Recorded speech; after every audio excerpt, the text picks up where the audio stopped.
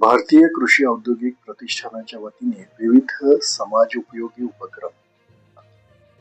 भारतीय कृषी औद्योगिक प्रतिष्ठानची स्थापना 24 ऑगस्ट 2000 रोजी करण्यात आली. तेव्हापासून आजतागायत या संस्थेच्या माध्यमातून वेगवेगळे समाजोपयोगी उपक्रम राबवण्यात येतात. या प्रतिष्ठानचा मुख्य हेतू महिलांचे सक्षमीकरण हा असून महिलांसाठी बचत गटाची निर्मिती तसेच माहिती देऊन महिलांना स्वावलंबी बनवले जाते. असंख्य महिलांना उद्योगाचे प्रशिक्षण देऊन स्वतःच्या पायावर उभे केले आहे. 8 मार्च जागतिक महिला दिनानिमित्त महिलांचा सन्मान तसेच आरोग्य शिबिराचे आयोजन केलेले आहे. तुकाराम महाराज पालखीमध्ये प्लास्टिक ऐवजी पर्यावरण पूरक हँड पेपर बॅग, पेपर चहाचे कप यांचे वाटप करण्यात आले आहे. निसर्गाचा समतोल साधण्यासाठी वृक्षारोपण सारखे उपक्रम प्रभावीपणे राबवले आहेत.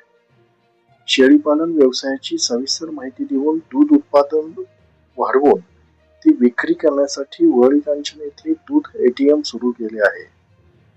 या त्यांच्या कार्याबद्दल सर्वत्र त्यांचे कौतुक केले जात आहे.